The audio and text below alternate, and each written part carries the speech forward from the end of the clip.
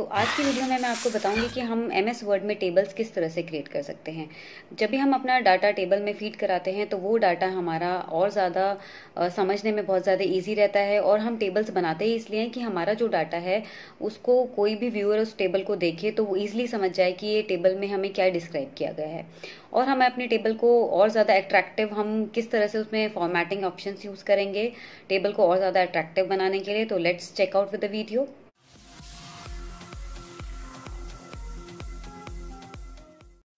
I am Neha and welcome back to my channel once again। तो मैं अपने videos में आपके लिए अलग अलग तरह की इन्फॉर्मेशन लेकर आती हूँ, कुछ एजुकेशनल वीडियोस लेकर आती हूँ। अगर आपको मेरे वीडियोस पसंद आते हैं तो प्लीज़ मेरे चैनल को सब्सक्राइब ज़रूर करिए। आपको नीचे एक रेड कलर का सब्सक्राइब बटन दिखेगा, उसको आप प्लीज़ हिट कर दीजिए, जिससे कि आपको मेरे आगे आने वाले वीडियोज़ मिलते रहें ईजिली और आपको सारी इन्फॉर्मेशन ईजिली अवेलेबल होती रहे। तो चलिए स्टार्ट करते हैं आज के वीडियो के साथ। आज के वीडियो में मैं आपको बताऊंगी कि हम एमएस वर्ड में टेबल्स किस तरह से क्रिएट कर सकते हैं और टेबल की फॉर्मेटिंग हम किस तरह से कर सकते हैं। यहाँ पर आपको विंडो में दिख रहा होगा कि ये एक टेबल है जो मैंने क्रिएट किया है और इसमें मैंने कुछ फॉर्मेटिंग ऑप्शंस को यूज़ किया है। तो चलिए स्टार्ट करते हैं। सबसे पहले आपको क्या करना है, आपको यहाँ पर जाना है सबसे ऊपर file, home, insert, these are the tabs. तो आपको यहाँ पर जाना है इंसर्ट टैब पे, अपनी टेबल को इंसर्ट करना है। जब आपको पेज पर, तो आपको यहाँ जाना है इंसर्ट टैब पर, which is at the left corner of your screen. तो मैं एक नया पेज ओपन कर लेती हूँ। उस नए पेज पे मैं आपको एक टेबल क्रिएट करके दिखाऊंगी। तो उसके बाद आपको यहाँ पर एक ऑप्शन दिखेगा टेबल्स नाम का। उस टेबल ऑप्शन के नीचे एक छोटा सा ब्लैक कलर का एरो होता है, हमें उसे क्लिक करना है।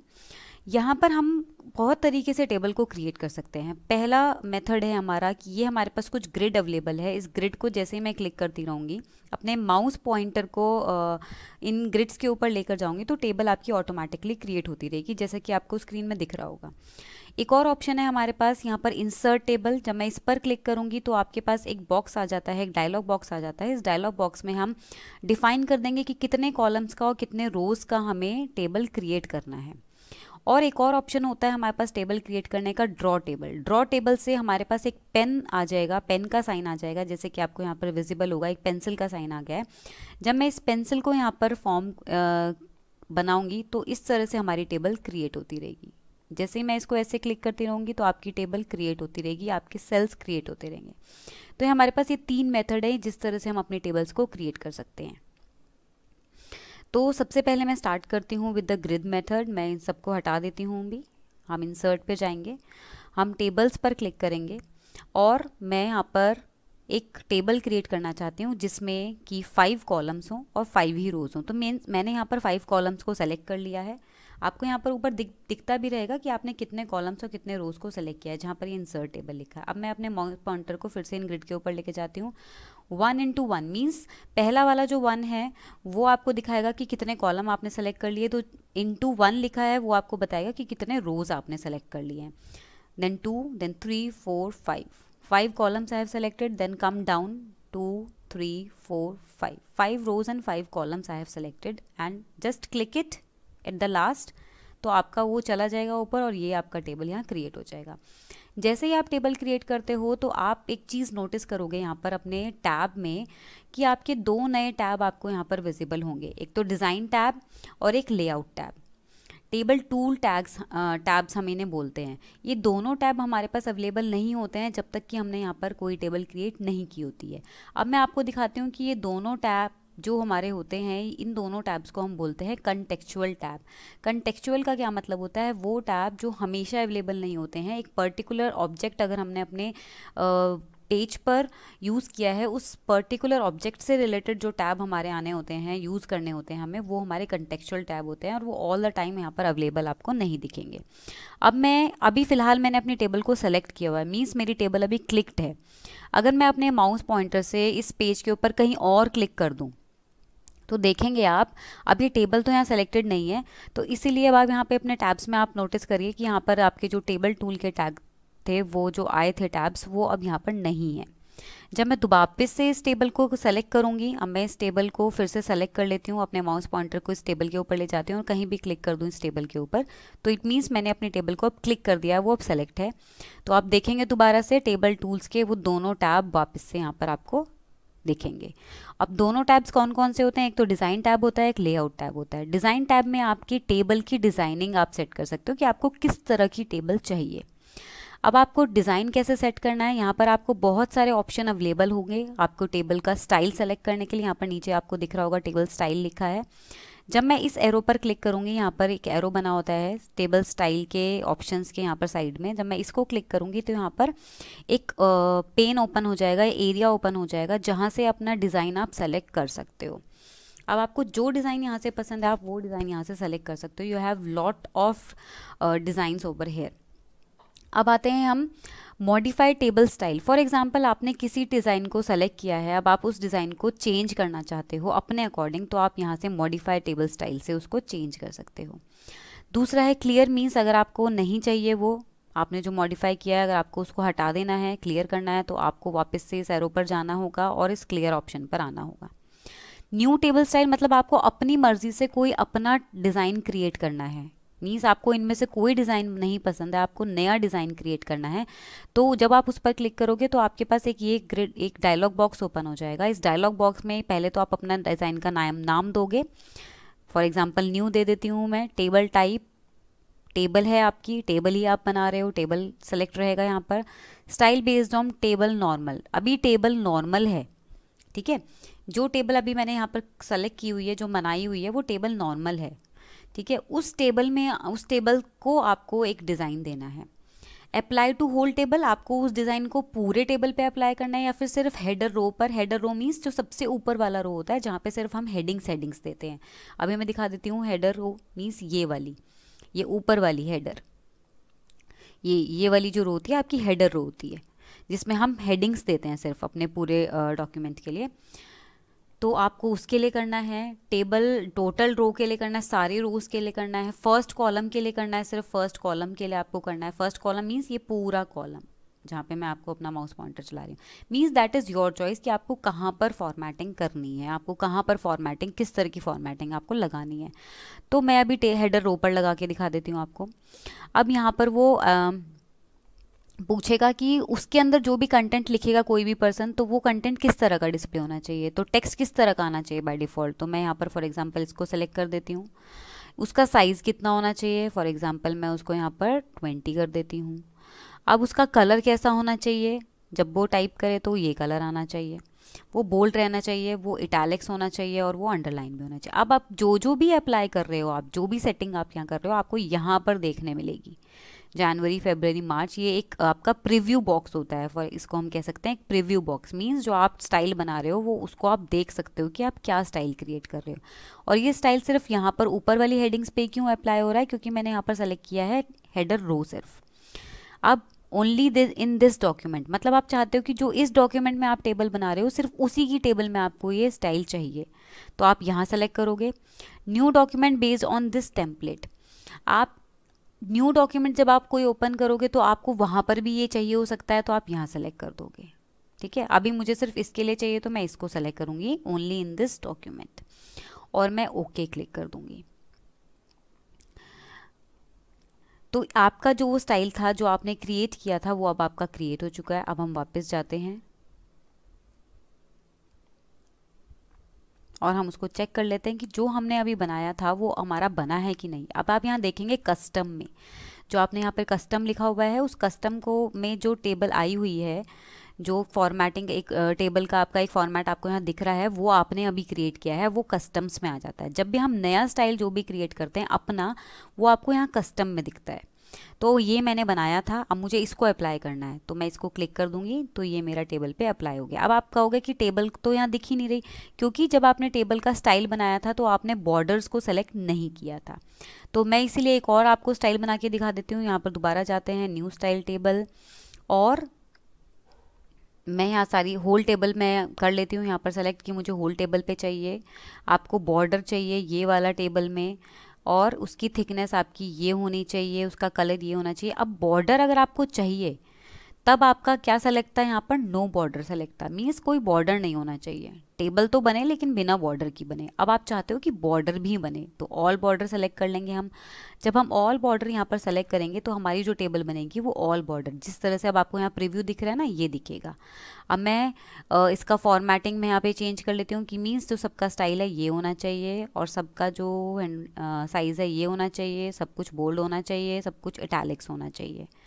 ऑटोमेटिक मीन्स कलर मैं चाहती हूँ सबका पर्पल होना चाहिए। तो ये अब आपका प्रीव्यू, अब आपने इस तरह की एक टेबल बनाई है।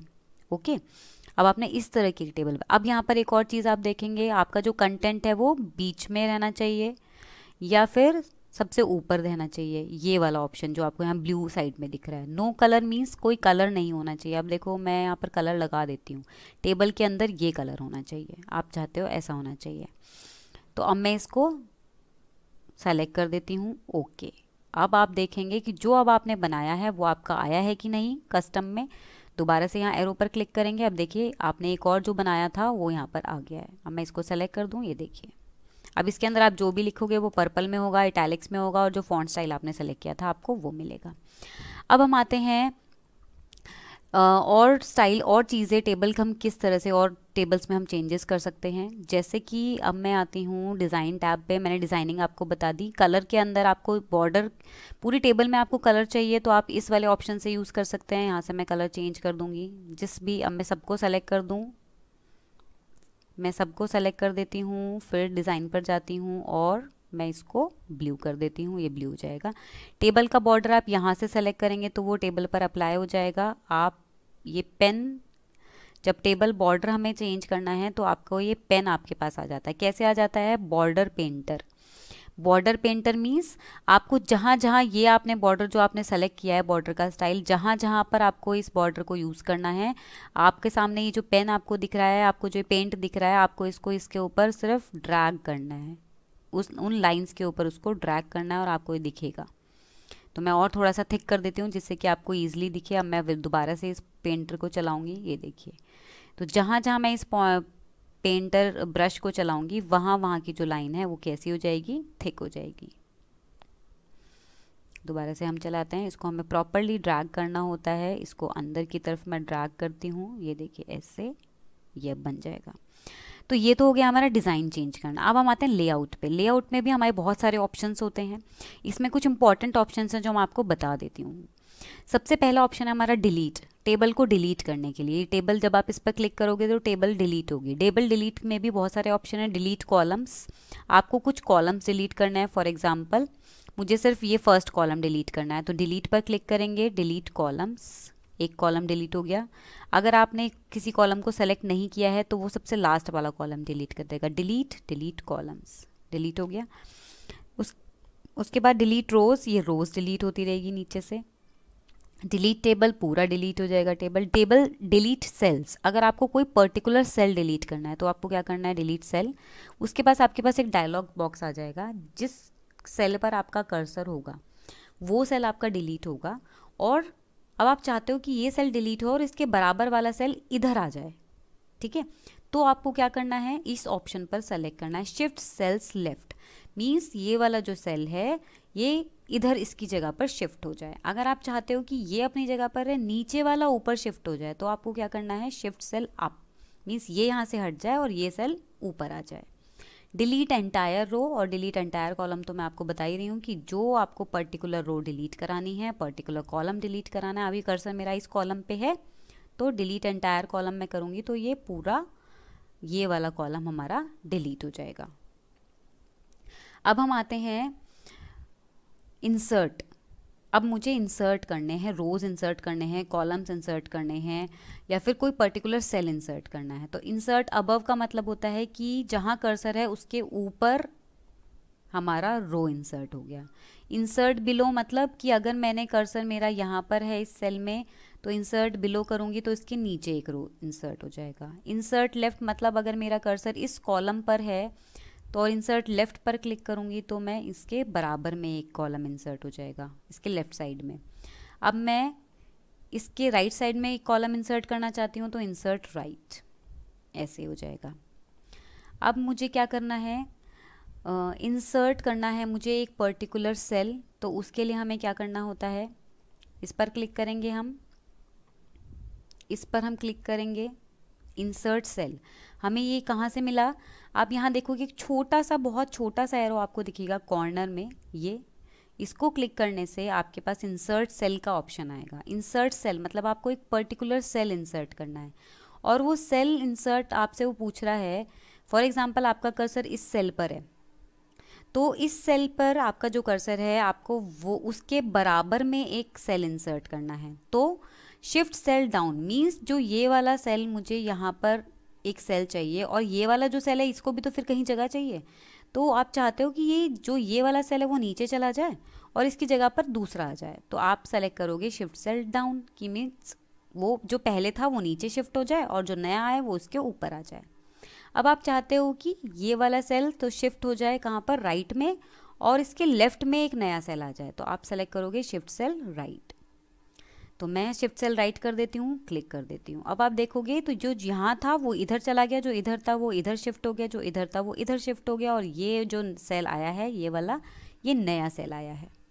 तो इस तरह से हम अपने सेल इंसर्ट कर सकते हैं। अब मैं आपको बताऊंगी कि सेल को स्प्लिट भी कैसे कर सकते हैं। एक ही सेल के अंदर आपको बहुत सारे सेल्स बना रहे हैं, तो हमें यहाँ पर करना है स्प्लिट सेल ऑप्शन, और नंबर ऑफ कॉलम, उस सेल के अंदर आपको कितने कॉलम्स चाहिए। फॉर एग्जांपल मुझे 3 चाहिए, उस सेल के अंदर आपको रोज कितनी चाहिए, मुझे 2 चाहिए, ओके। अब आप यहाँ देखोगे उसी सेल के अंदर 3 कॉलम बन गए और 2 रोज बन गई।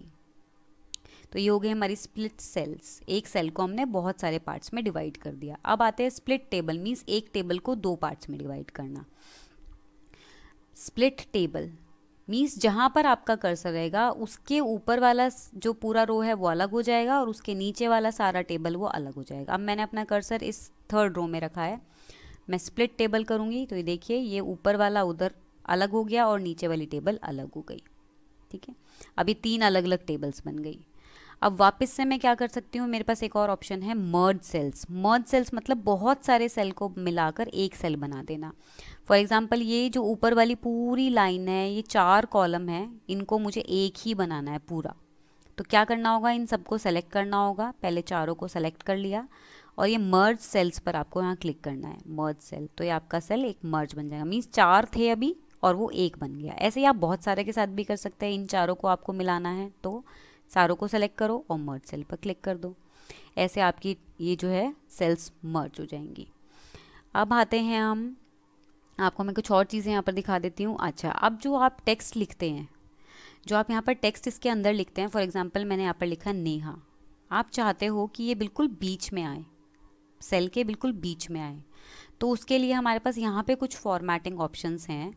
ये देखिए, फॉर एग्जांपल बीच में चाहिए तो आपको ये वाला जो ऑप्शन दिख रहा है अलाइन सेंटर, मैं इस पर क्लिक कर दूंगी। अगर आप चाहते हो बिल्कुल नीच में आए, बीच में आए और सेंटर में आए, नीचे आए और सेंटर में आए, तो मैं इसको क्लिक कर दूंगी। अगर आप चाहते हो कि लेफ्ट साइड में आए लेकिन सेंटर में आए, तो मैं इसको क्लिक कर दूंगी। तो ये आपका जो सेल है, कि आपका जो सेल के अंदर जो कंटेंट है वो आपका किस तरह से अलाइनमेंट हो, आप वो यहाँ से यूज़ कर सकते हैं, सेलेक्ट कर सकते हैं। अब आते हैं हम इरेजर। फॉर एग्जाम्पल आपको पर्टिकुलर पार्ट इरेज करना है। फॉर एग्जाम्पल ये जो मैंने अभी यहाँ पर ये बनाया है स्प्लिट सेल की हेल्प से, इसको मुझे इरेज करना है इस पार्ट को। तो मैं क्या करूँगी, लेआउट पर जाऊँगी, इरेजर यूज़ करूँगी और अपने इन लाइन्स के ऊपर मैं इनको क्लिक कर दूँगी इरेज़र को। जैसे कि आप पेंट में भी यूज़ करते हैं इरेज़र, मेरा वो सारी लाइन्स इरेज हो गई। ये मुझे इरेज करना है, इस लाइन को, ये इरेज हो गया। इस लाइन को मुझे बीच में से इरेज करना है, ये इरेज हो गया। मीन्स आप ऐसे इरेज करके अपनी टेबल में फॉर्मेटिंग यूज़ कर सकते हो। ठीक है, या आप इरेज़र आपका बहुत अच्छे से वर्क करेगा जैसे कि आप नॉर्मल इरेज़र यूज़ करते हो। अब आते हैं हम ड्रॉ टेबल पे। ड्रॉ टेबल में आपको दिखाती हूँ, यहाँ पर भी आपके पास ड्रॉ टेबल का ऑप्शन आता है। ड्रॉ टेबल पर आप क्लिक करोगे, ड्रॉ टेबल पे अब आप अपना टेबल बनाओगे ऐसे। फॉर एग्जांपल मैंने एक बड़ा सा बॉक्स बना लिया। अब मुझे इसके अंदर डिवाइड करना है इसको अलग अलग सेल्स में, अलग अलग कॉलम्स में। पहले मैं कॉलम्स में डिवाइड कर लेती हूँ। पहला कॉलम, पेन से दूसरा कॉलम, फिर नेक्स्ट कॉलम और ये नेक्स्ट कॉलम, जैसे कि आप अपने कॉपी में ड्रॉ करते हो टेबल को। बस यहाँ पर लाइन ऑटोमेटिकली स्ट्रेट हो जाती है। पहला रो, दूसरा रो, तीसरा रो और ये लास्ट रो। ये देखिए, तो ये आप ड्रॉ टेबल की हेल्प से, मीन्स अपने अकॉर्डिंग टेबल को ड्रॉ करना। ठीक है। तो ये हमारे कुछ इंपॉर्टेंट ऑप्शंस थे, कुछ इंपॉर्टेंट फॉर्मेटिंग थी जो जब हम अपने एमएस वर्ड में टेबल क्रिएट करते हैं तो ये हम यूज़ करते हैं।